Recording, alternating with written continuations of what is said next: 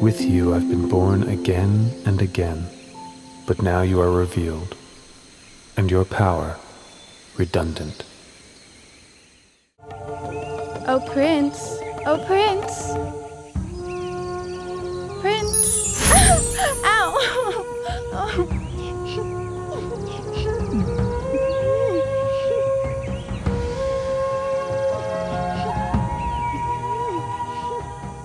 Daughters of Mara, go back. There is no way you can succeed in what you are trying to do, for I have utterly destroyed all kinds of satisfaction and infatuation.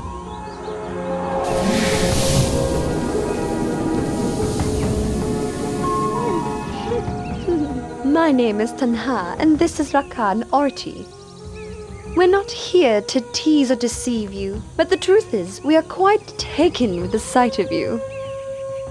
Really and truly, sir, no one has ever made us feel so enamored as you. No one, sir. That's right. The three of us offer our bodies and our hearts to your service, expecting no reward. Our wish is simply that you find satisfaction in us, even if only for a short time. That would make us so very happy. I've told you already.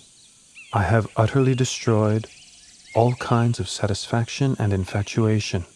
You will not find what you are looking for. There is nothing for you here. You should go away.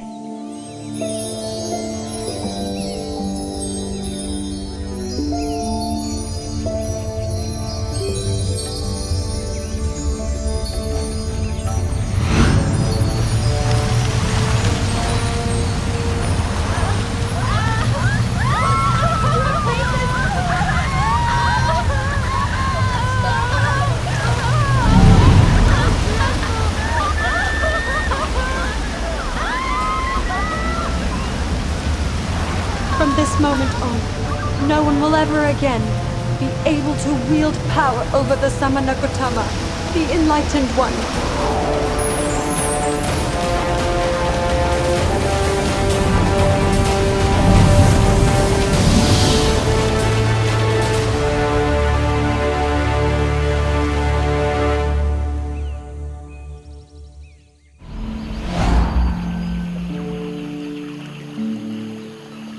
I, Naga King Muchalinda, am the Buddha's servant. I pay homage to the Blessed One.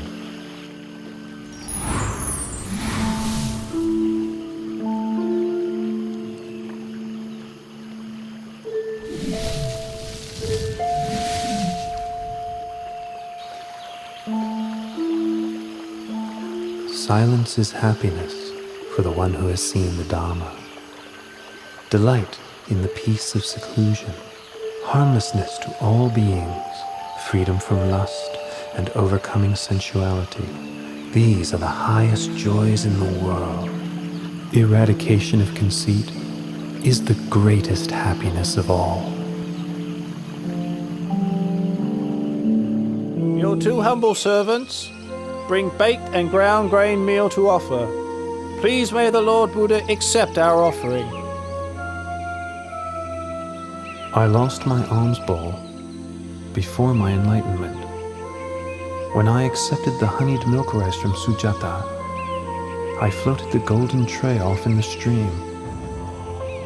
Now these two merchants are offering me a meal.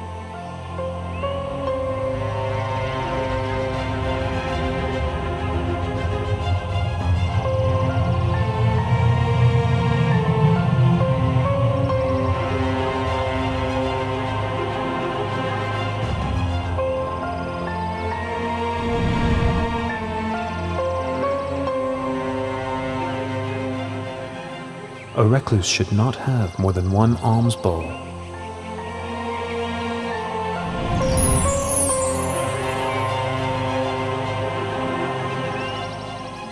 We, Tapusa and Balika, declare ourselves to be lay Buddhists. We take refuge in the Buddha and the Dhamma for the rest of our lives. I have attained the Dhamma, which is profound and subtle. it is difficult for ordinary people to understand and practice.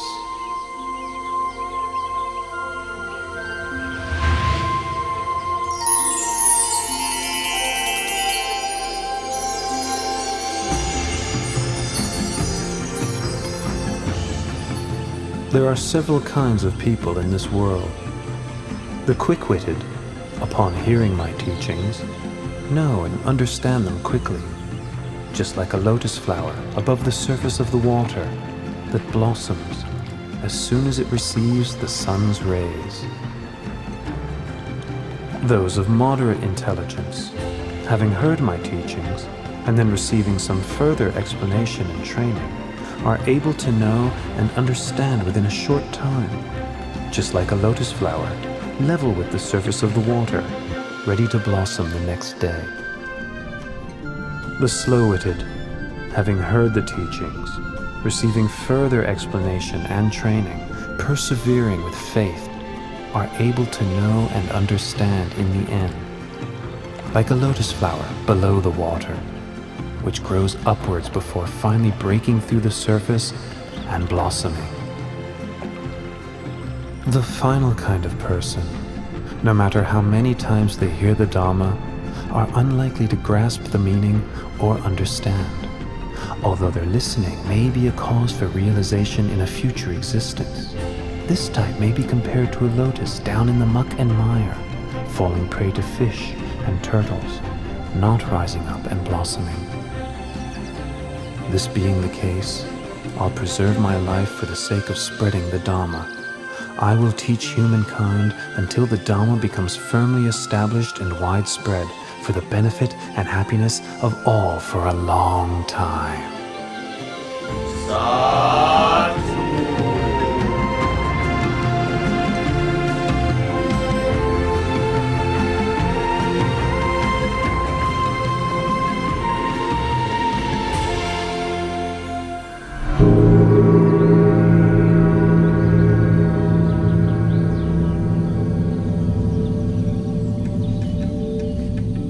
Entangling oneself in sensual indulgence, tormenting one's body with hardship and pain, these are ways a renunciant should not undertake, for they stray from the path of enlightenment. The middle way, that is the noble eightfold path, is the practice that leads to Nibbana.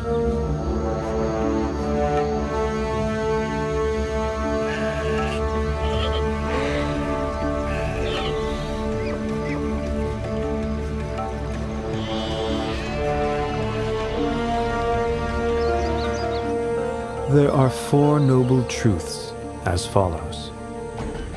Suffering, disease of the body, disease of the mind, should be understood.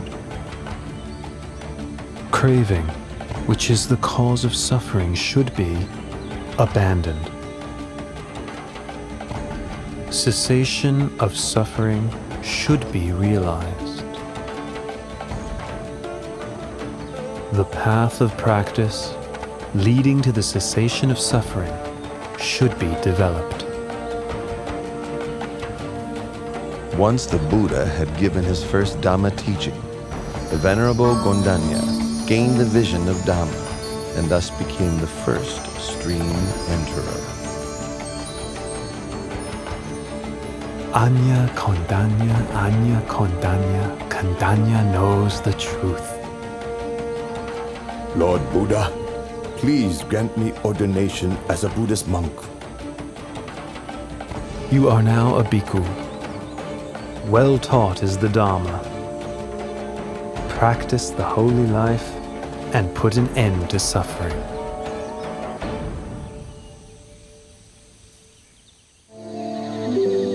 On the fifth day of the waning moon of the 8th lunar month, the Buddha gave the teaching known as the Anattalakkhana Sutta.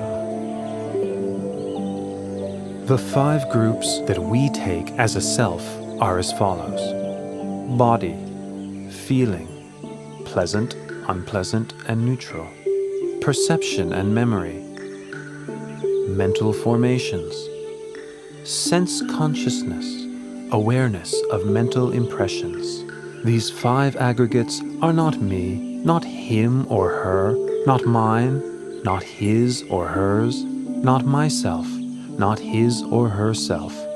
All these things are impermanent and insubstantial. It is their nature to arise, persist for a while, and then pass away. After listening to the teaching, each of the Pankavaggiya attained to arahantship.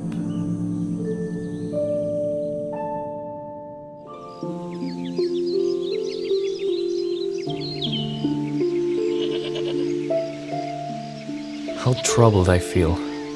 How frustrated. How troubled I feel. How frustrated. It is not troubling here. It is not frustrating. Come this way, Yasa, and I will teach you the Dhamma.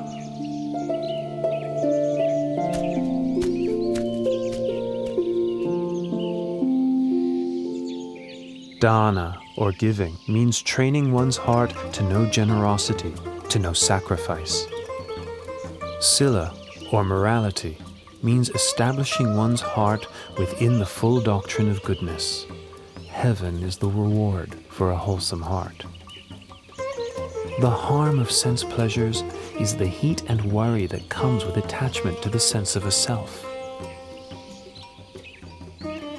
The benefit of renunciation is that present suffering can be abandoned, with no other suffering taking its place.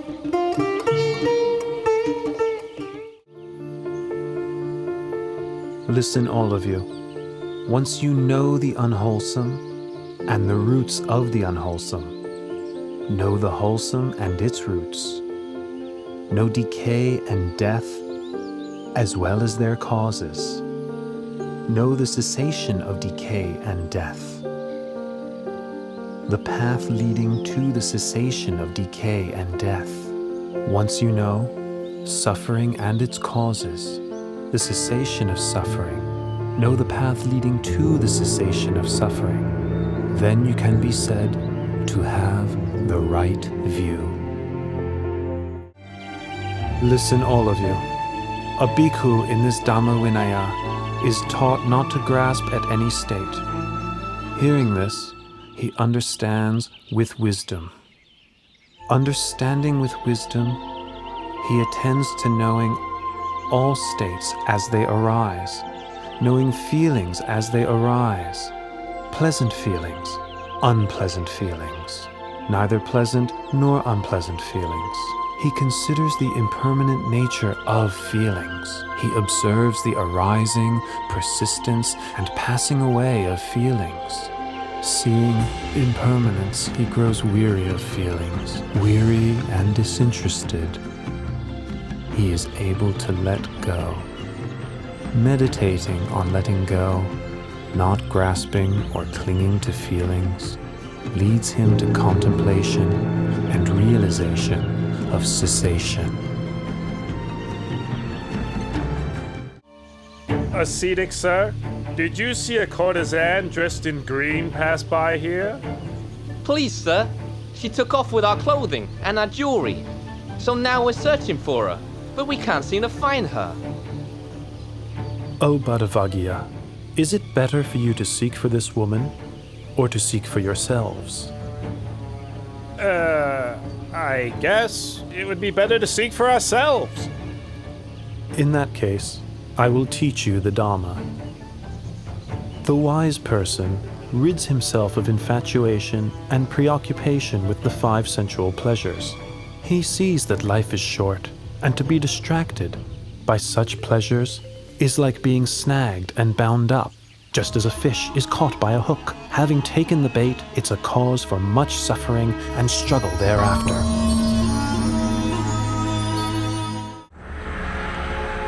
This fire worshipper is so proud and conceited. He insists he's an arahant. How stubborn he is. Uruwela Kassapa, your way of practice does not lead you to the path and fruit. So why do you consider yourself an arahant? Having deceived yourself, you deceive others. If you could give up your pride and practice according to my teachings, In no long time you would truly be an arahant. Oh, I realize my fault.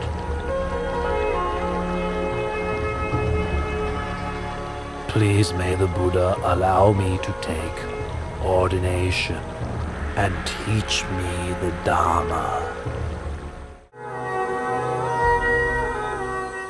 O bhikkhus, all things are burning. Contact with the eyes, ears, nose, tongue, body, and mind are burning. Feelings, mental formations, and consciousness, whether pleasant, painful, or neither pleasant nor painful, are burning. Burning with lust, hatred, and delusion. Burning with birth, aging, and death. Burning with sorrow, lamentation, pain, grief, and despair. The well-taught noble disciple, seeing this, becomes weary of thoughts and feelings. Being weary, he releases his clinging. Releasing his clinging, his heart is freed.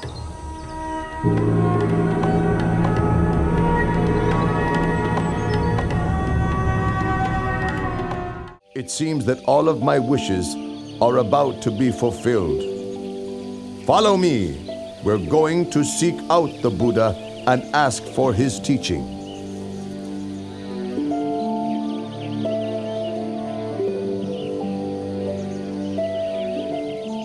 Dana, or giving, has forgiveness as its highest form.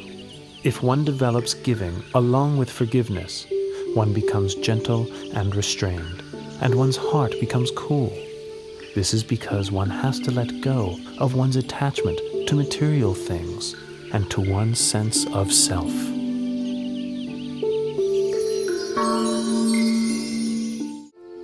Bhikkhus, those two friends walking in here together are to be my pair of foremost disciples.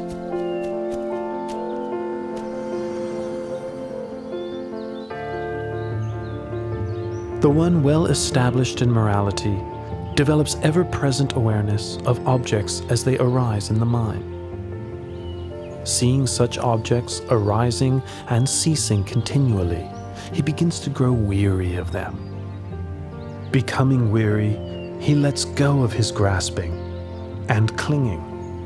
Letting go of grasping and clinging, his heart is released.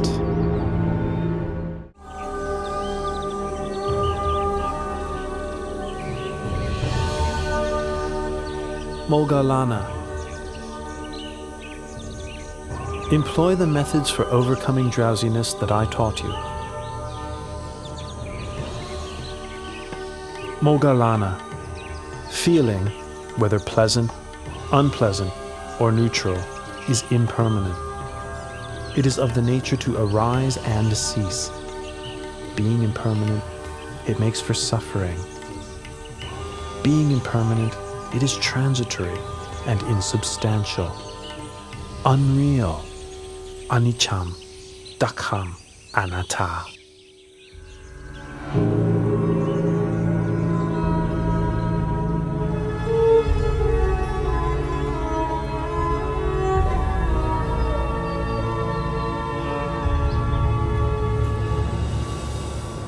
Venerable Buddha, sir, I take the view that all things are disagreeable to me. I do not delight in anything. That being the case, you should not delight in your view, should you? Diganaka. Some people have the view that all things are disagreeable to them. Some have the view that all things are agreeable to them.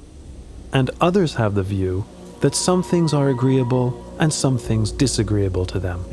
Each of these views are based on grasping and clinging to the notion of a self. Remaining attached, one continues to grasp at feelings as they arise. Whoever should reflect on such feelings as impermanent phenomena, conditionally arising, existing, and passing away, will come to grow weary of conditioned phenomena. This weariness leads to the fading of lust. With the fading of lust comes freedom from attachment. When the heart is freed from attachment, one knows the heart has been freed.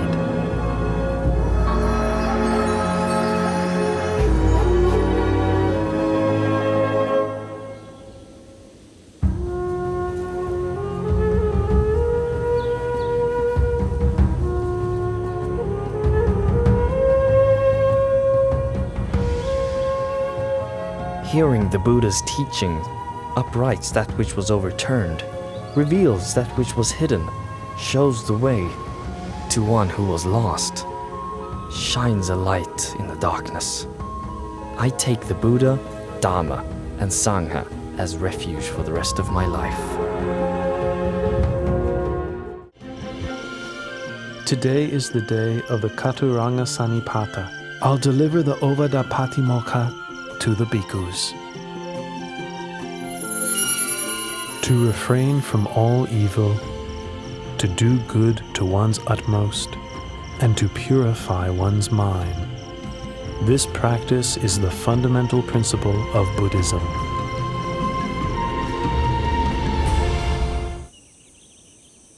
Each of you should diligently train yourselves thus. I will not grasp at the internal sense fields of the eyes, ears, nose, tongue, body, and mind. I will not grasp at the external sense fields of form, sound, smell, taste, bodily contact, and mental objects. I will not grasp at contact between the internal and external sense fields. I will not grasp at feelings.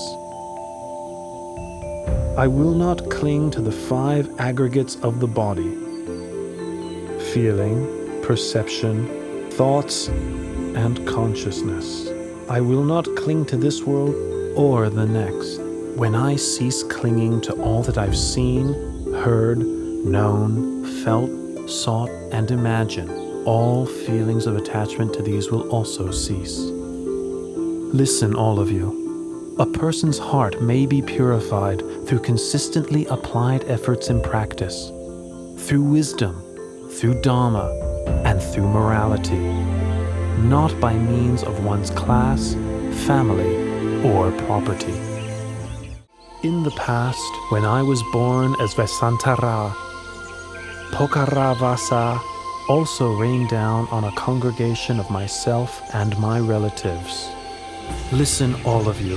Whoever upholds morality will have happiness in this world and the next. Whoever upholds morality will be blessed with riches and good fortune.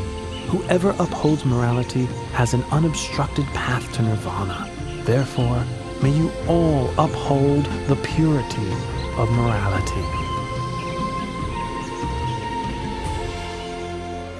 Father, at the moment of my enlightenment, I departed from the Sakyan royal family lineage and was established in the lineage of awakened Buddhas.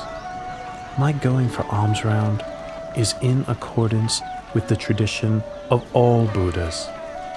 The Venerable Sangha also practiced this Buddhist convention. Father, please pay attention to this teaching.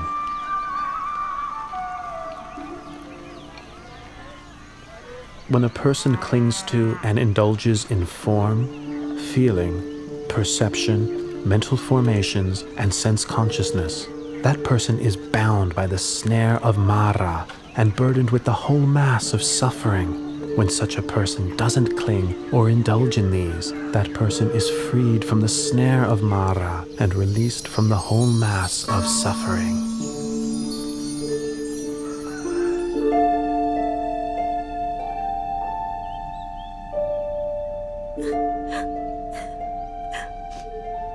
Why have you been so unkind to me, your wife? When you left for the holy life, you left in silence. Did I do something wrong to make you leave that way?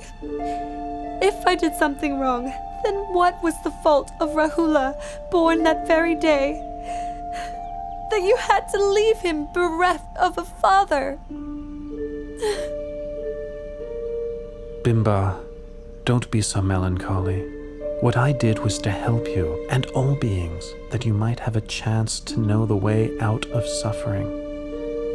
Bimba, we were born in this world for making merit together, as we have for many lifetimes. Now is the time to reflect on those births and lifetimes according to the truth as follows. I am of the nature to age. I have not gone beyond aging. I am of the nature to sicken. I have not gone beyond sickness. I am of the nature to die. I have not gone beyond dying. All that is mine, beloved and pleasing, will become otherwise, will become separated from me. I am the owner of my karma, heir to my karma, born of my karma, abide supported by my karma. Whatever karma I shall do, for good or for ill, of that I will be the heir.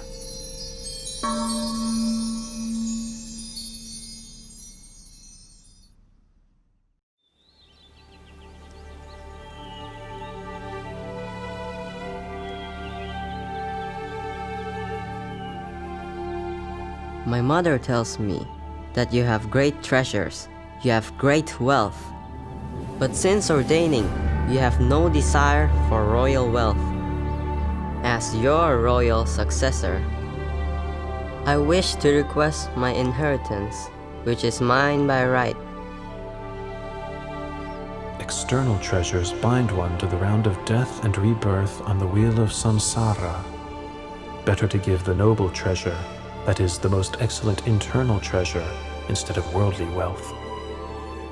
Rahula, I have the most excellent noble treasure to offer you. Sariputta, release Rahula from worldly suffering and bestow him with noble treasure by ordaining him a samanera.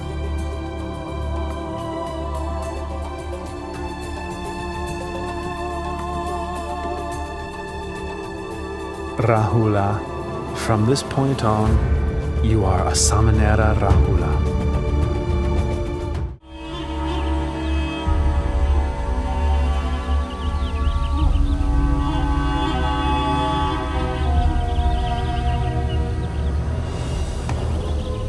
Nanda.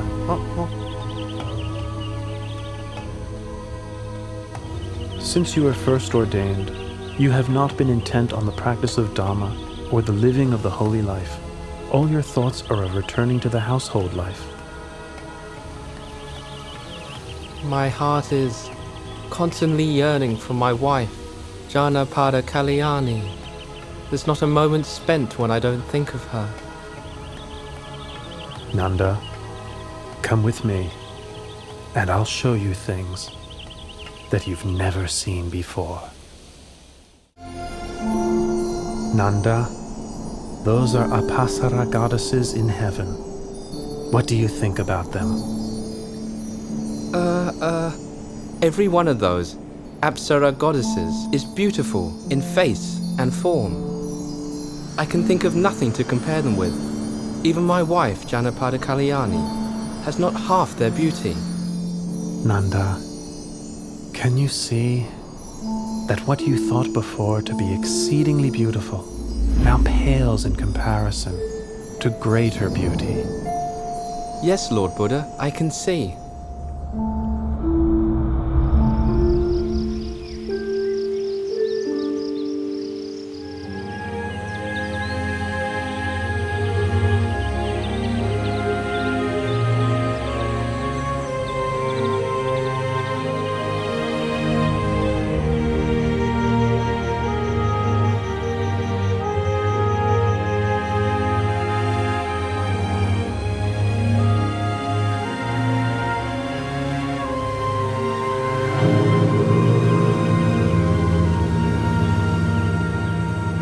Nothing can ensnare a man's heart more tightly than a woman.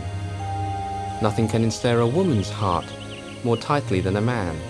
In truth, love is like a noose which binds one to obsession and infatuation. It brings one to birth and death in the world again and again, dragging one down into a mass of suffering. That's right, Nanda. There is no pleasure equal to the peace that can be found within one's own heart. For as long as humans rush around seeking external distractions, they will never meet with genuine happiness. Nanda, when you release your clinging and view the whole world as empty, your heart will be free, open, expansive, radiant, and joyful.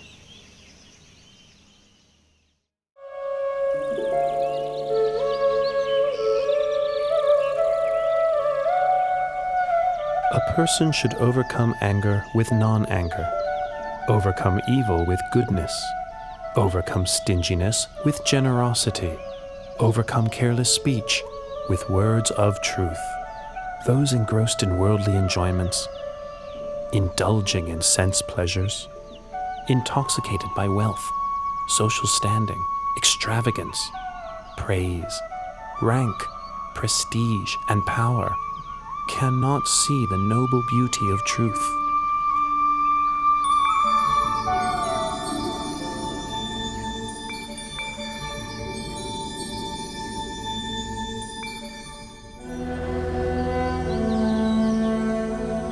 When Sirima led her life as a courtesan, all the men in Rajgir were infatuated with her.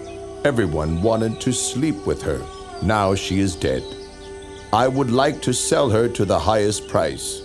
I will start at the price she charged for her body during her lifetime, 1,000 kahapanas. Who wants to start the bidding? How? Sirima's been dead for 3 days. Her corpse is starting to decay. The fluids are flowing out of her body. The smell of the corpse fills the whole cemetery. Somebody would have to be crazy to buy the body. Hey! King Bimbisara is reducing the price to 900 kahapanas. 800! Ha ha! 800 kahapanas for a rotten 700! Half the original price, and still no one is making a move? 100 kahapanas. If nobody is going to buy this corpse, then I will give it away for free.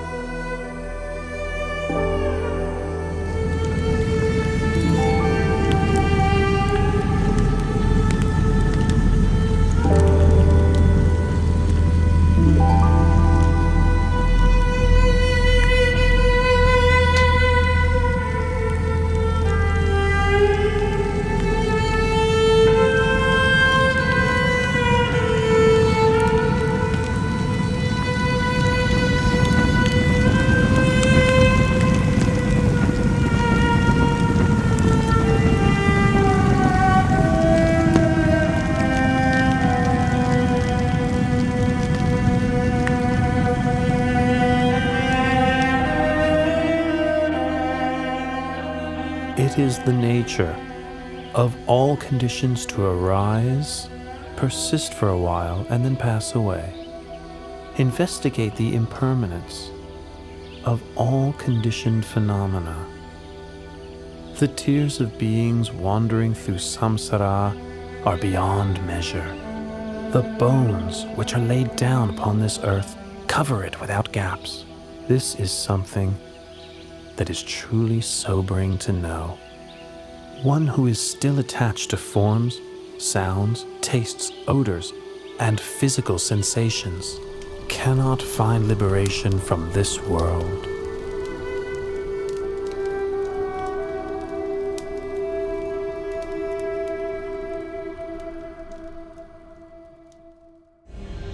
Later, the Sangha requested of Venerable Ananda that he act as the Buddha's personal attendant. Venerable Ananda, the Sangha is in agreement that you would be suitable for the position of the Buddha's attendant. What are your feelings toward this?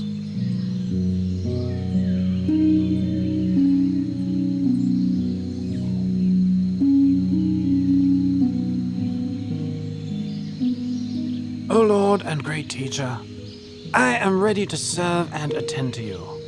But please, may I make 8 requests of you? Very good, Ananda. Make your requests. My 8 requests are as follows. 1. May the Lord Buddha not give me good quality robe cloth. 2. May the Lord Buddha not give me good quality alms food. 3. May the Lord Buddha not have me stay in the same dwelling as himself.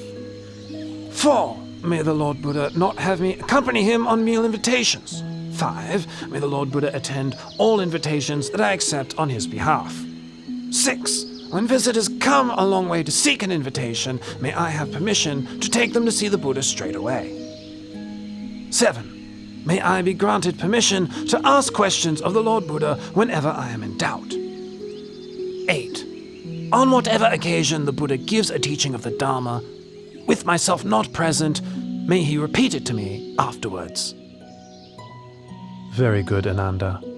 I consent to your requests.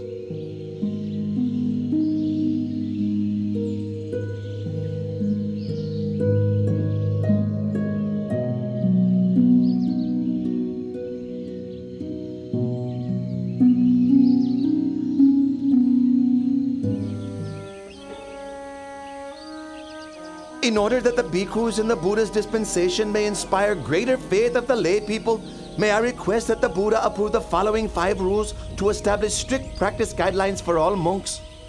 Number 1. A bhikkhu must live only in the forest, not in a town or village. Number 2. A bhikkhu must live only on food given on alms round. Meal invitations are not to be accepted. Number 3. A bhikkhu must wear only rag robes. He must not accept an offering of new robes. Number 4. A bhikkhu must live only at the foot of a tree, not in a man-made construction. Number 5. A bhikkhu must not eat any kind of meat. Should any bhikkhu break any of these rules, he must face punishment. What does the Lord think about these rules? Devata, I deny my permission. This Dhamma Vinaya is not slack in its rules. What you are asking for would create inconvenience for all bhikkhus in terms of maintaining their livelihood. Let all these observances be voluntary. As for the rule against eating meat, I allow meat which is pure in 3 aspects, not seen, heard, or suspected, to have been killed specifically for the sake of oneself.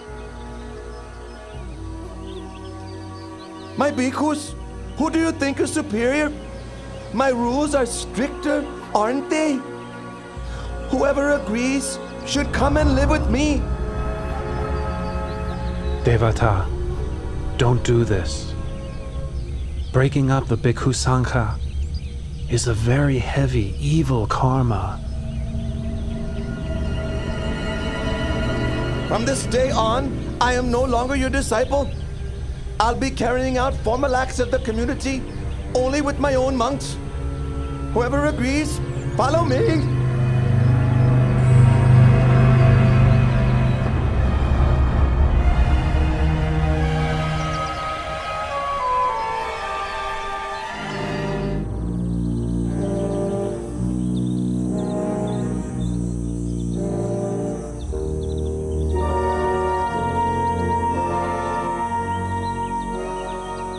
O Lord, I was duped into believing what Venerable Devadatta said. I thereby committed gravely serious wrong actions which affected the Buddha. I now realize my mistake. Please, may I beg your pardon? Please forgive me. I promise I will never do unwholesome deeds like that again. Your Majesty, it is a timeless law that in this world, hatred can only ever be appeased by non-hatred. One who associates with fools is doomed to sorrow for a long time. One who is perfect in morality shines like a bright flame. One with mindfulness is happy and grows in the Dhamma at every moment. If a king rules with Dhamma, all his citizens will be happy. Bhikkhus, all conditioned things are of the nature to arise, persist for a while, and then pass away. Therefore, we should consider such things as impermanent, uncertain, unreliable. The tears of beings who wander from birth to death on the wheel of samsara are countless. Their corpses pile up to cover every inch of the earth. It's such an enormous pity, and worthy of sadness. Those who cling to attachment to the forms, sounds, smells, tastes, and touches of this world have not the slightest chance of ever going beyond it. I declare myself as a Buddhist lay practitioner and take the Triple Gem as my refuge for the rest of my life.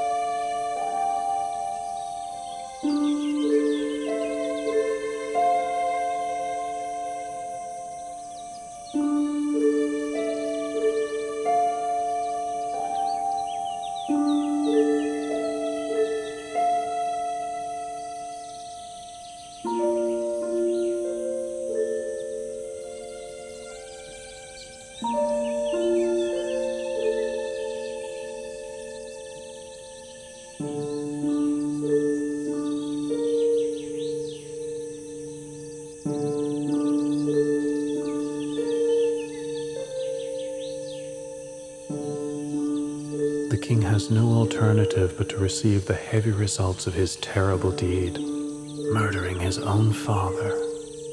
The perfect vision of the Dhamma, therefore, does not arise in him here.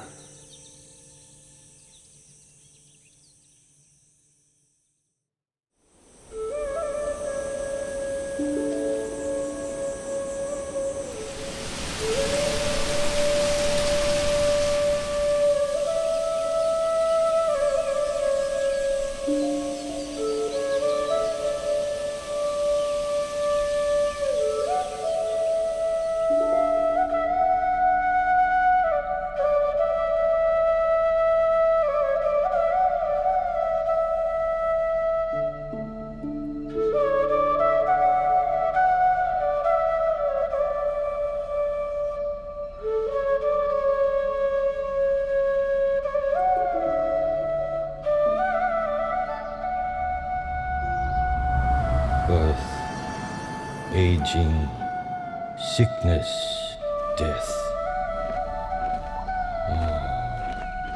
Greatness, striving, struggle, conceit, suffering.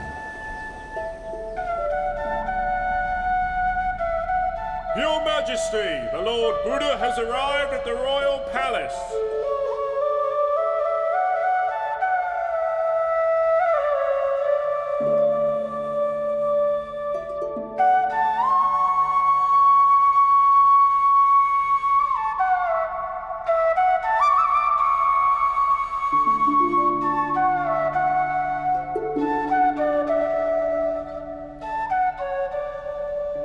Oh Lord, I think my life is ending.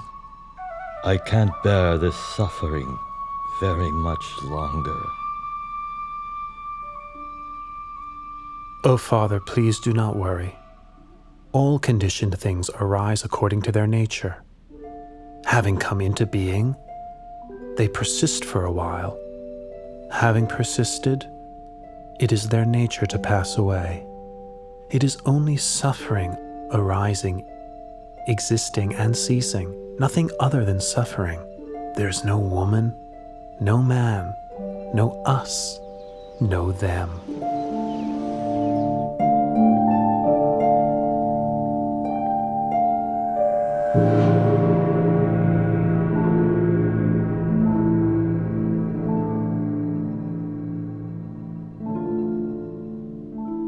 Throughout the last 7 days, Lord Buddha, you have taught me the Dhamma day and night.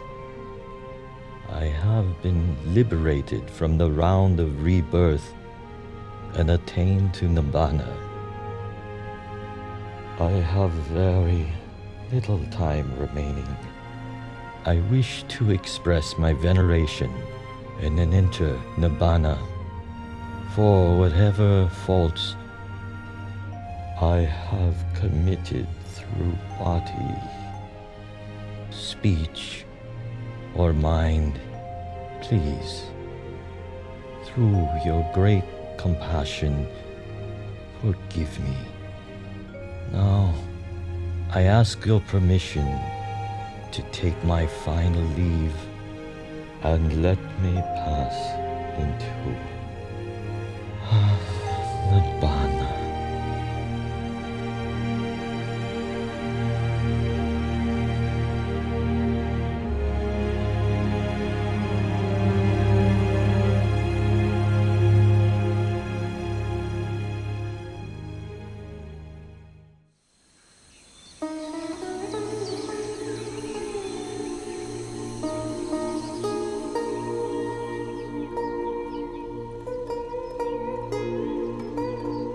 We have asked for ordination from the Lord Buddha 3 times, but he has not yet given his permission. However, we won't give up our efforts. Let us shave our heads, put on the yellow robe, and follow the Lord Buddha wherever he goes.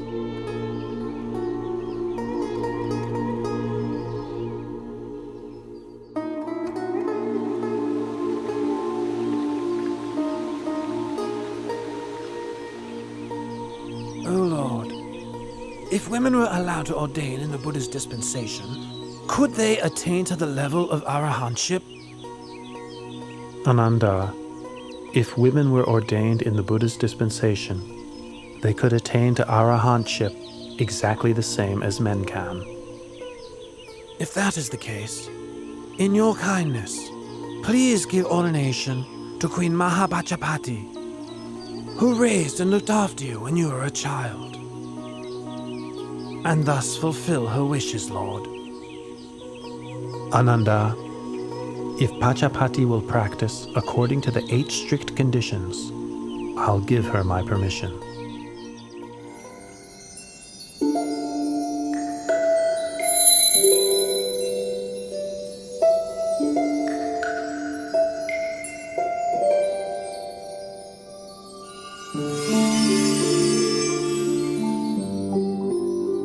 Mother, please come and sit close by. The kindness you showed me in your past life was great beyond measure.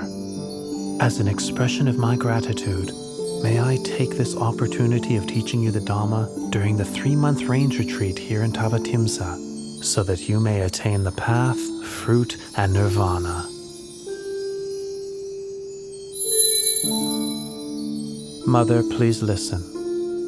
Ignorance and craving lead a person to rebirth.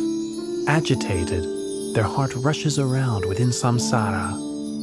For as long as the aggregates come into being, the supposition of a being is also there. In truth, such conditioned things are not worthy to be called a being. There is only suffering which arises, and suffering which decays and ceases. Aside from suffering, nothing arises. Aside from suffering, nothing ceases.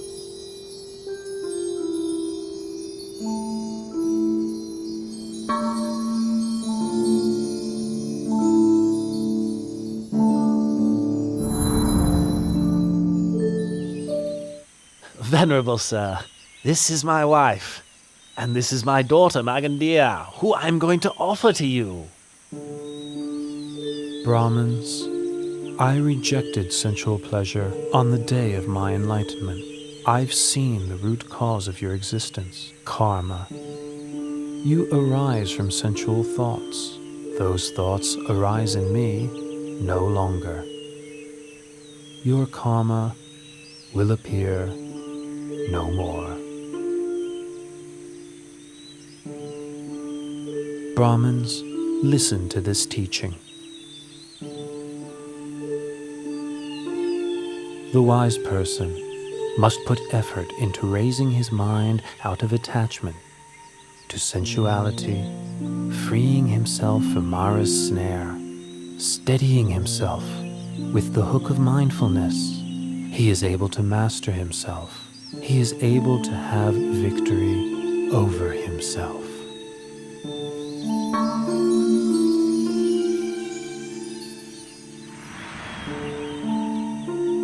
Your teachings have illuminated the path ahead for us both.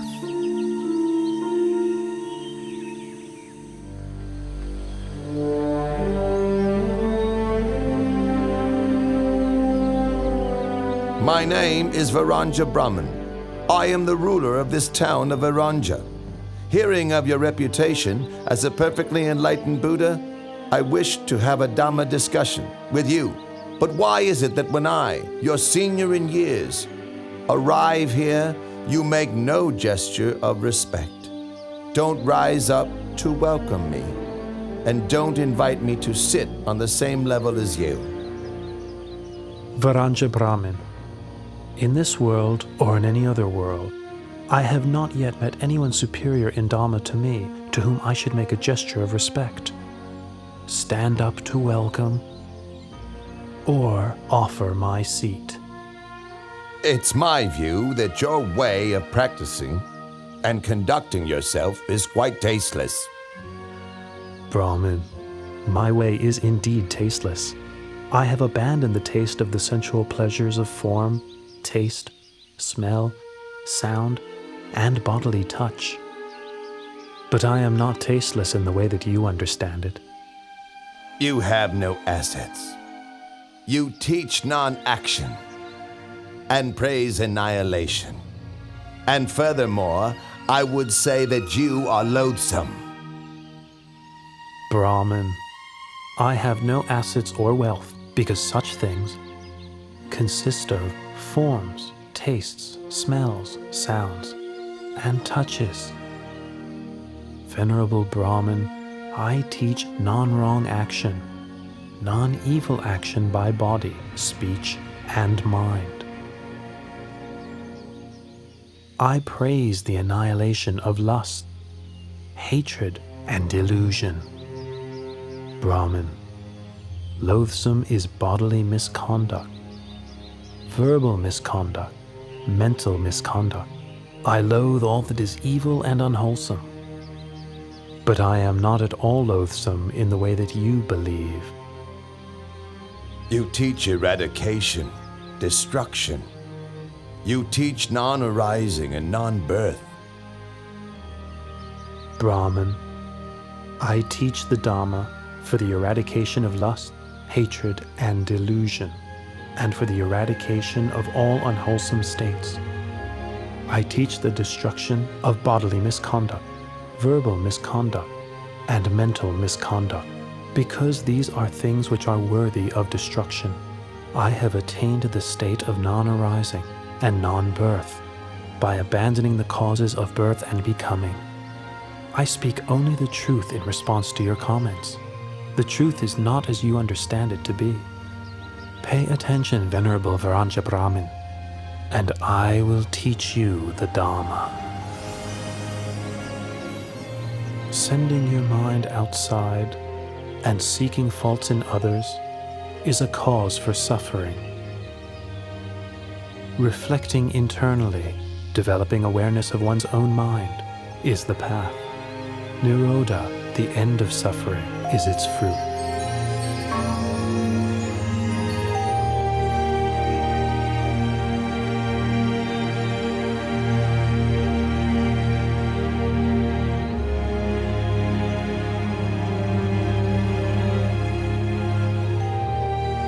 The Dhamma teaching you have given has illuminated the way for me. For the rest of my life, I take the Triple Gem as my refuge, and please may I invite you to spend the Rains Retreat here in order to teach the Dhamma to the citizens of Varanja.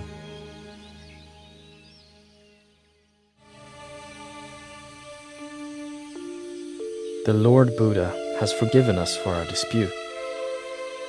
It was good that we saw our fault and swiftly made our way from Kosambi to pay our respects to the Lord Buddha in Jedah's grove.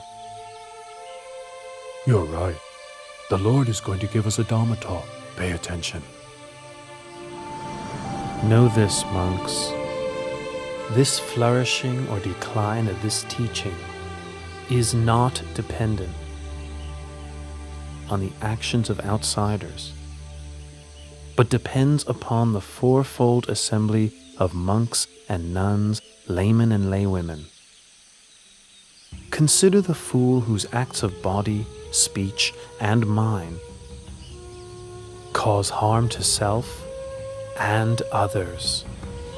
You have all entered the Sangha and have been training in the well-expounded teachings that I have given to you. Be diligent in your efforts so that you may realize the fruits of the training that you have not yet realized, that you have not as yet fully penetrated, so that you may become truly noble.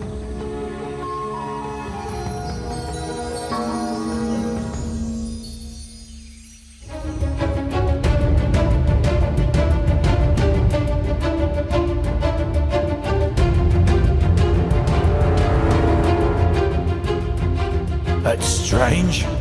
The summoner ahead just keeps on walking. But I'm running to exhaustion and still can't catch him.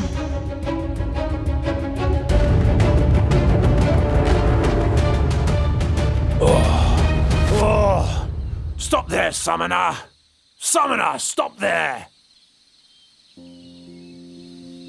I have stopped already.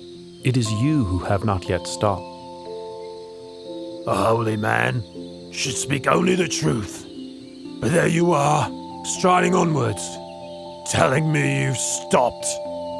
Here I am standing still, and you tell me I haven't stopped?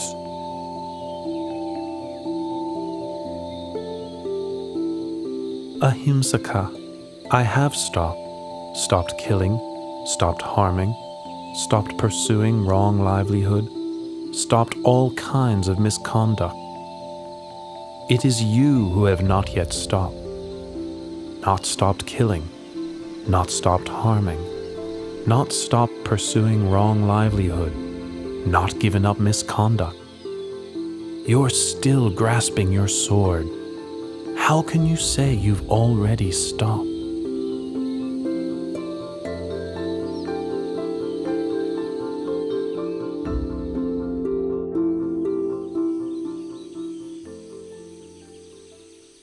The words you have spoken are immortal and true, but never before heard, even in my master's hermitage.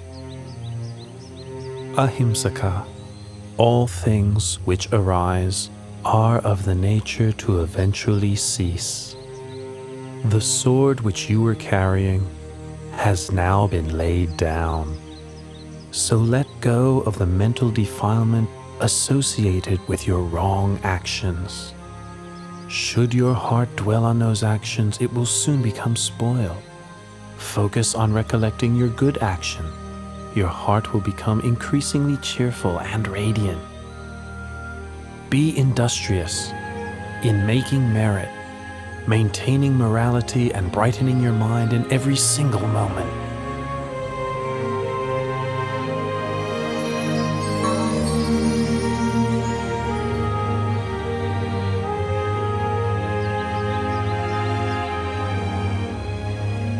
From now on, I devote myself wholly to Buddhism. Please give me ordination in your excellent dispensation. I agree to give you ordination.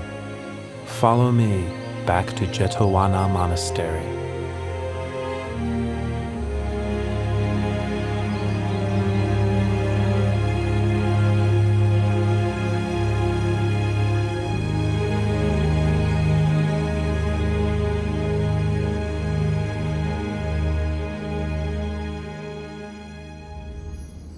All right, I give in. Whatever world system, whatever universe you've concealed yourself in, please show yourself. Baka, I did not conceal myself in any world system or universe. All the time that you were searching for me, I was walking up and down above your head.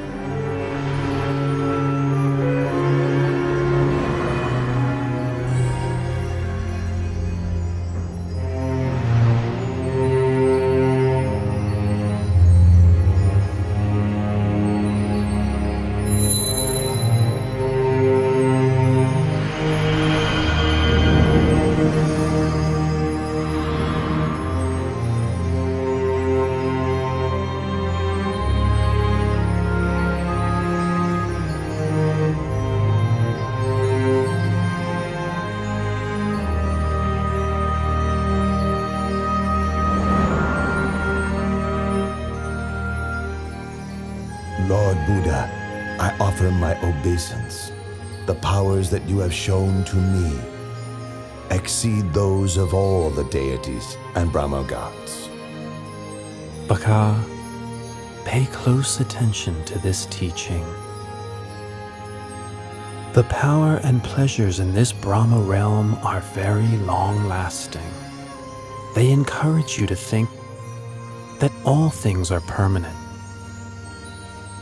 In fact, all phenomena have the nature to arise, persist for some time, and then pass away. All things exist in dependence on causes and conditions. All beings are born of their actions, heirs to their actions, are related to their actions, have actions as their refuge, are owners of their actions. Whatever actions are performed, good or bad, we must receive the results.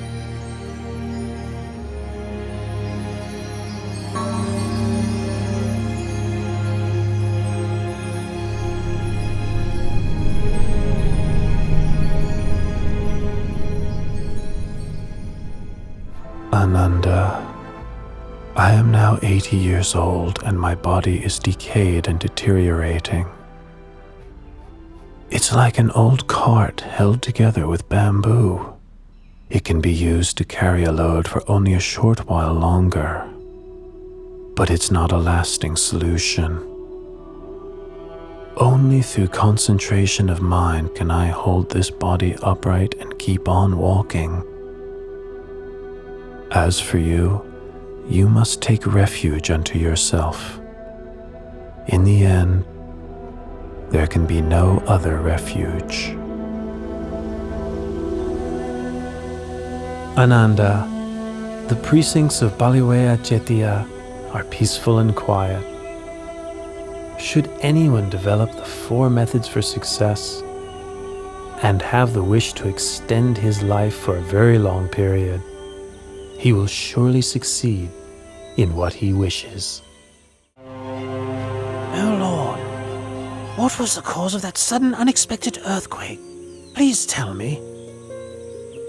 Ananda, there are 8 possible causes for such an earthquake. 1. Movement of the winds. 2. A person with psychic powers. 3. The Bodhisattva departs from the heaven of Tusita and enters his mother's womb. 4. The Bodhisattva is born. 5. The Buddha becomes enlightened. 6. The Buddha gives the first teaching, setting the wheel of Dhamma in motion. 7. The Lord Buddha lets go of the life principle. And 8. The Lord Buddha passes away. I have now let go of the life principle. In 3 months' time, I will enter Parinibbana. This is the cause for the earthquake which just occurred. But now I have met with Mara and resigned to dying. That which the Tathagata has let go of has undone, abandoned. It is not suitable to ask that he take up such a thing again. Ananda, all conditioned things have impermanence as their very nature. Having arisen, they must eventually cease. Complete cessation is the fulfillment of happiness. Nothing can be compared with it.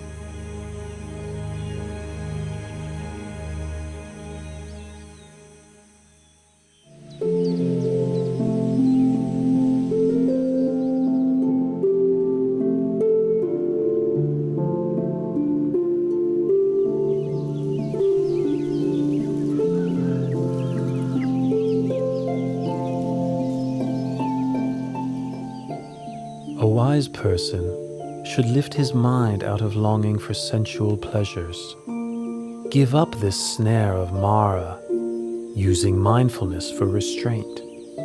A wise person is able to control himself, able to attain victory over himself.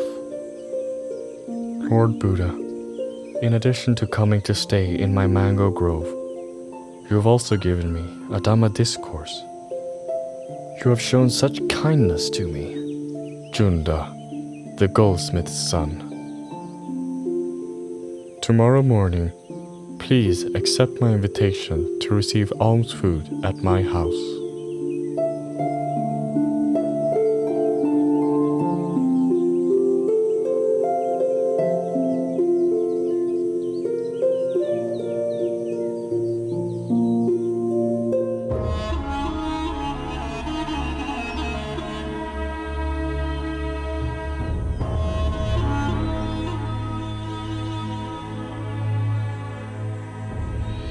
Lord Buddha, my name is Pukusa. I am a son of the king of the Mala dynasty and a disciple of the late Alara the Hermit. I am traveling from the city of Kusinara to Pava. What great fortune it is to meet you.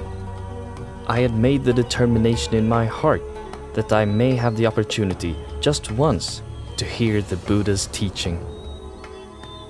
Listen, Pukusa. This heart is luminous, but it is obscured by incoming defilements. The uninstructed worldling isn't aware of this truth, and so doesn't train his mind. But the well-instructed noble disciple is clearly aware of this truth, and so trains his mind. Pukusa, I know of nothing which can change as rapidly as the mind. You should therefore maintain your focus on the mind. Recollect the virtues of the Buddha, Dhamma, and Sangha. Recollect your own well-practiced morality. And recall to mind those sacrifices that you have made for others. Reflect on the heavenly beings, come to various happy states through cultivating generosity, morality, and mental development. When reflecting on these things, your heart will be free from lust, hatred, and delusion. You will therefore experience an understanding of Dhamma and the delight that comes with understanding Dhamma. The experience of delight gives rise to rapture. With the experience of rapture, the body becomes tranquil. The tranquility of the body gives rise to happiness. With happiness, the mind becomes firm and stable. This is called peace, non-suffering. The mind is ready to enter the stream of Dhamma.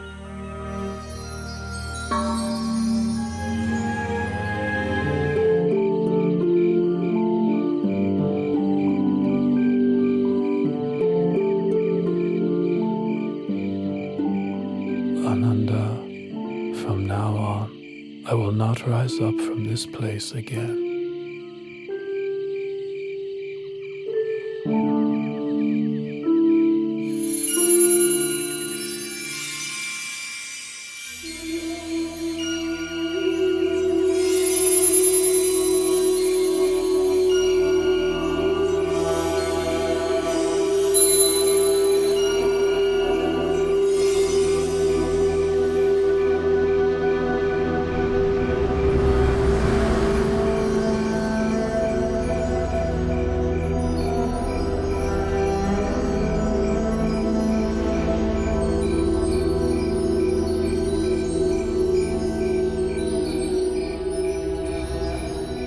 Ananda, if in the future someone should offer material things of great value as tribute to me, no matter how great the value of such thing, such a tribute would not be the highest homage.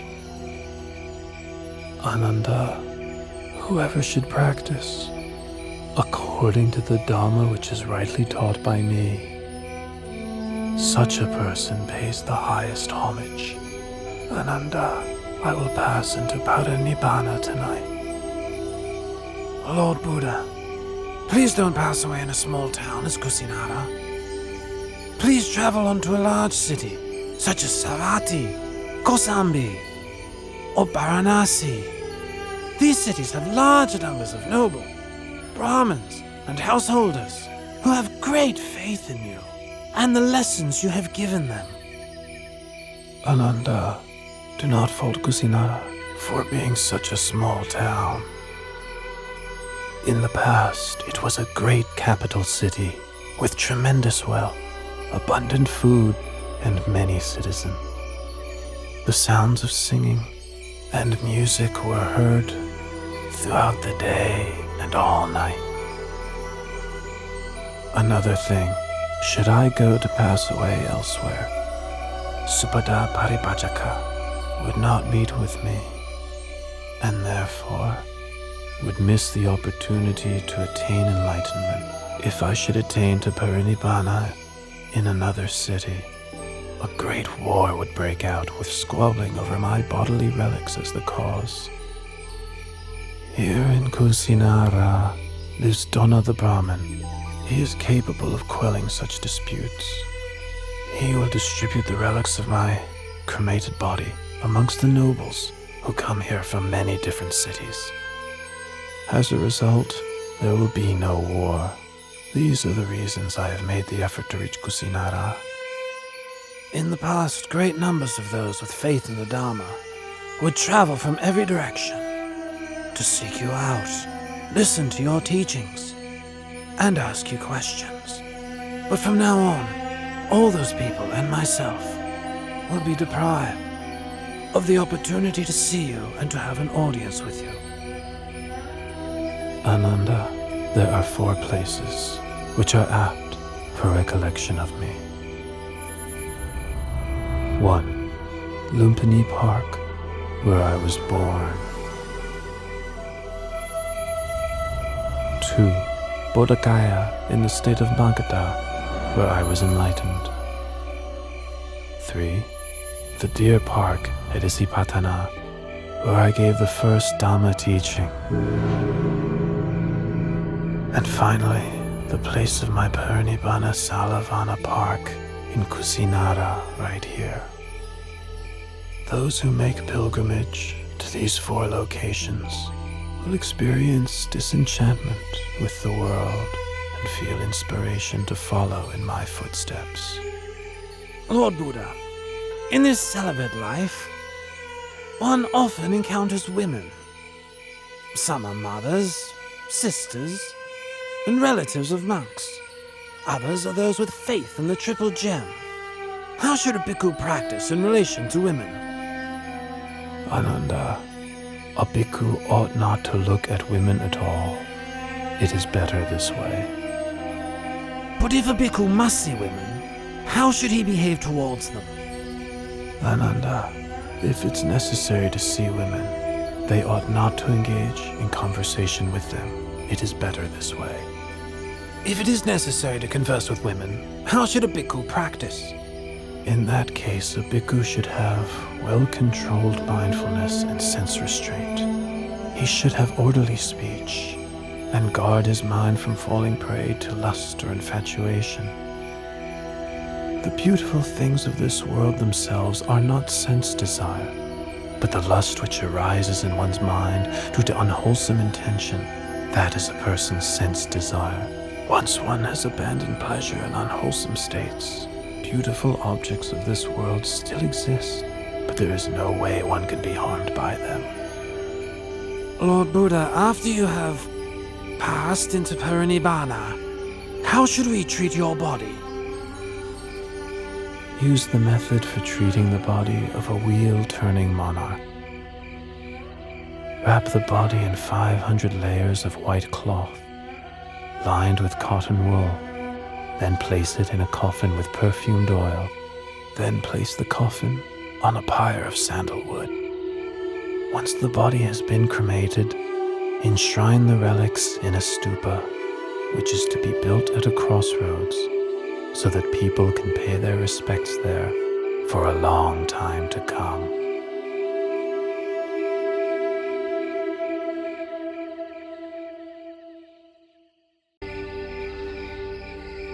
At this time, there are 6 renowned schools of doctrine.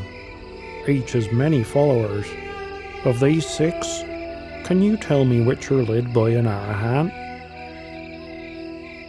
Supata, in any faith which does not have the Noble Eightfold Path, there is no true samanas to be found there. Should bhikkhus or non-bhikkhus continue to practice the Noble Eightfold Path, this world will not lack for arahants. Now listen to my teaching of the Dhamma. This heart is luminous, shining like the moon, but it is subject to incoming defilements. As such, it is dulled and obscured, like the moon concealed by passing clouds.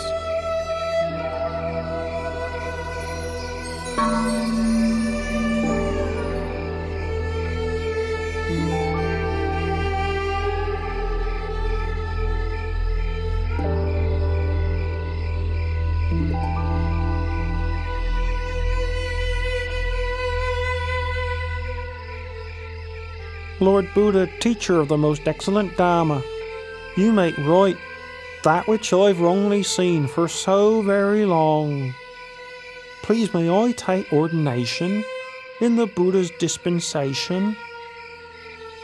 Ananda, please take on the task of ordaining Supata as a bhikkhu.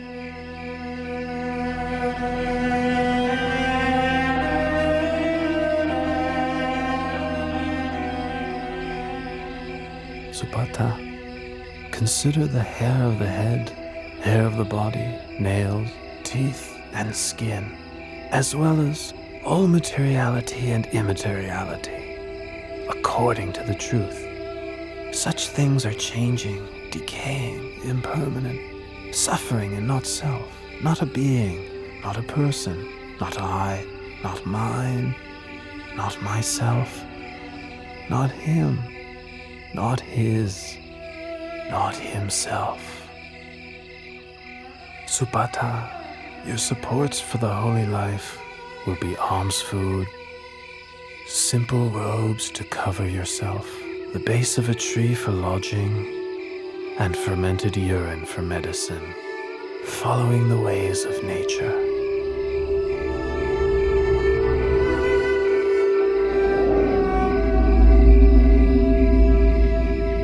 Loyal bhikkhus, when I have passed away, the 84,000 teaching of Dhamma Vinaya will be your teacher. Don't think to yourselves, now that the Buddha has passed away, we'll have no teacher. Truly the Dhamma which I have taught and the Vinaya which I have laid down will be your teacher in place of me. You must take the Dhamma Vinaya as your refuge. Don't take anything else as your refuge. Even I, the Tathagata, am only the one who points the way.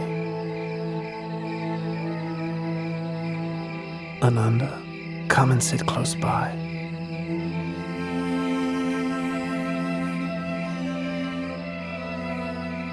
Ananda, don't be consumed by sorrow. It's natural for all conditioned things not to last. All that arises must decay, break apart, and pass away. You have traveled with and cared for me for a long time. Now you must make efforts towards your own liberation. In no long time, you will be fully enlightened.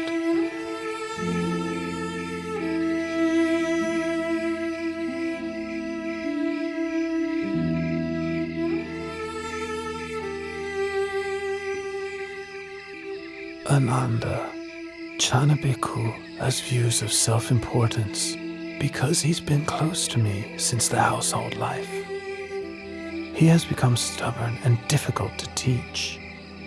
Once I have passed away, he will become even more stubborn and disrespectful, refusing to take instruction from any monk. You must give him the Brahma penalty. How do we impose the Brahma penalty? All the monks must refrain from speaking to, instructing, and admonishing Channa.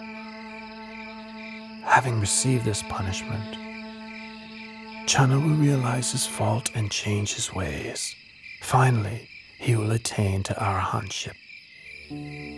Loyal bhikkhus, for as long as the Sangha meets regularly together, in harmony, with respect for the disciplinary rules, and with humility towards the senior monks, careful not to fall under the influence of craving, content to live in the forest, and wishing happiness to all that come to live and practice. For as long as the Sangha is not preoccupied with work, not prone to indulging in talk, not given to excessive sleeping, not socializing without good cause, not given to indulging unwholesome desires, not falling under the power of evil intentions, not consorting with bad people, not giving up effort in practice, but striving for the attainment of higher dhammas. For so long there will be no decline for the Sangha, but only development and growth.